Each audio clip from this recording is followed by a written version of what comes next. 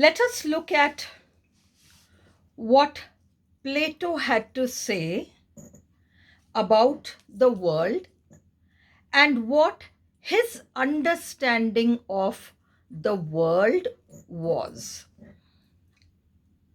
Plato came up with three words: the creator, the maker, the imitator.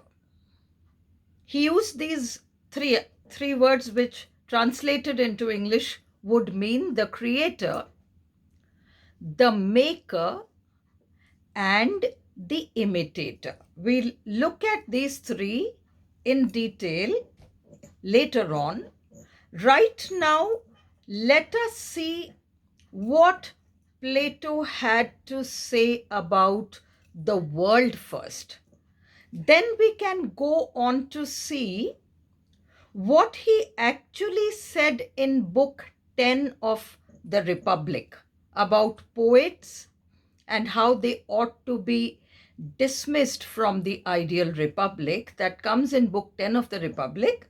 Right now, let us look at Plato's theory of forms. According to Plato, there is a perfect world out there. That is the world of the ideal, where everything exists in abstract as an idea. It is unmanifested. It is perfect. It is immutable, which means it cannot undergo any change. It will remain the same. It will be perfect always. So these are the characteristics of the form, that which is a perfect concept of something. It is perfect, ideal, abstract, in the form of an idea. It is unmanifested. It has no shape, no size, no sex, no color, no nothing. And it is perfect, immutable. It cannot undergo any change. Now, as against that world of form where everything exists in its truth, we have this imperfect world, which is a mere shadow. Everything that exists in this world can be perceived through the human senses, and everything that exists in this world will undergo change. They will be in varying degrees, and they can absolutely be destroyed. They will undergo change. Excuse me. They will be destroyed. And this is the human world. Now, everything in the human world, whatever things you see, are manifestations of that form. So everything in the human world will contain the essence of that form. For instance, let us look at a thing like beauty. So beauty is an abstract idea. Beauty is a concept. How do we see beauty in the human world? We see beauty in its manifested forms. For instance, you may see a beautiful object, you may see a beautiful person, you may see a more beautiful person, you may see an even more beautiful person. It can go on and on and on. So there will be degrees in the manifestation of that form. There will be degrees. They can be graded, they can be called more or less, but they are nowhere close to that form. That is perfect, this is imperfect. That is immutable, this will undergo change. That will never die, this will suffer decay and destruction. And so, about that, you cannot say anything in degrees, more, less, and things like that. For instance, we look at someone and we say, this person is beautiful, and then we look at someone else and say that person is more beautiful. And about the same person, today we may say that he's a nice man, and 10 days later we may say, oh, he's not at all a nice man. So these things are happening because things here, people here, everything here is subject to change, and everything is being experienced through the physical senses, which somehow, come in combination with the way the mind looks at it. And so the opinions, the views, the judgments all differ. So the world of forms is perfect and the human world is imperfect. And Plato had his eye trained to that perfect world. Now, according to him, the truth of that perfection can be deduced not by the emotions but by reasoning out. So you can arrive close to that by virtue of your reasoning faculty, not by that emotional agency. And that is the reason Plato had a strong objection to poets later on. Initially, he used to say that a poet is a divinely inspired creature, and later on, he started saying that poets should be dismissed from the ideal republic, Book 10 of the Republic. That's what he says. And he says that because he feels that poetry is somehow an agency which lures, and it lures people into all kinds of foolish emotions and imagination, and this aspect of the human personality should not be cultivated. What should be cultivated is that rational faculty. This was Plato's view.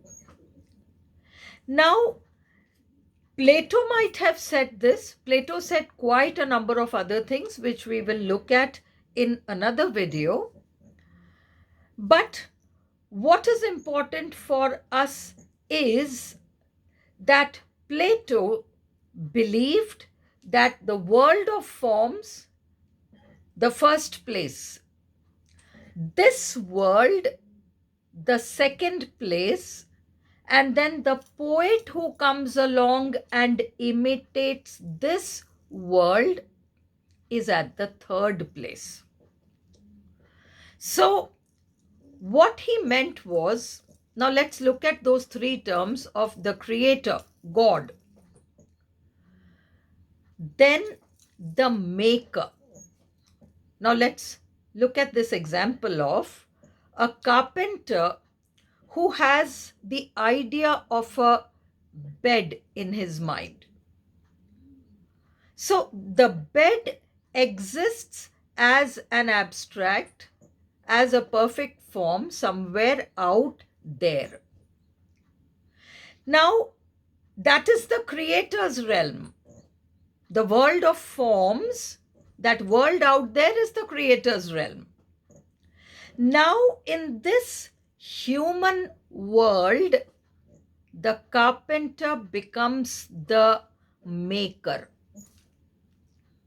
The carpenter becomes the maker, and so he is at the receiving end of inspiration from the creator.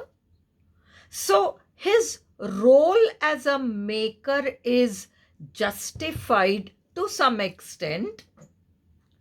But if a painter were to come along and paint the bed which the carpenter had made, then that painter would be in the position of an imitator and nothing else. So this was Plato's view, that imitator, the poet, had no place and there was no need for him. And so people who belonged to the range of poetry and the world of imagination, they should not have a place in the ideal republic. This was Plato's view. What is important for us in Plato, in order to understand, literary theory a little more, Plato will be very important, because everything that Plato has said and everything that Aristotle has said, these two people, whatever they have said, everyone else who has come after these two people have only said what Plato or Aristotle have already said. They have only reworded, restructured, reframed, and explained it in different ways. But everything that anybody else has said, either Plato or Aristotle, one of these two people have already said it.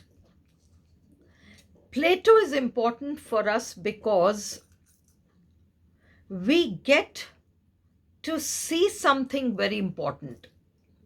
The world of forms is a world of flux, fluctuating things. It's a world of change. And literary theory is going to systematically examine and oppose all judgments which have been made on concepts and things in the human world. And these concepts and judgments are already imperfect.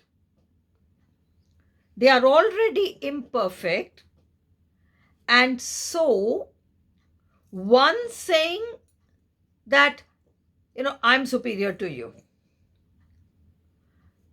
that's only a matter of individual opinion. That's an opinion. Plato differentiated between opinion and knowledge.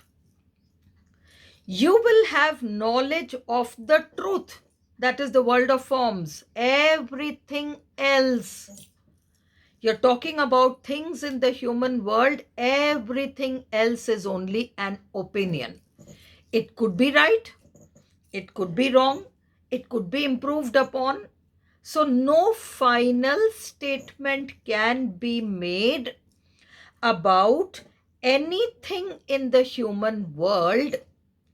This is the idea which we will see expressed through all the ideologies that we will be looking at. All of them will systematically question one thing. They will say, who gave you the right to hold this firm opinion that this is the truth? This is an opinion.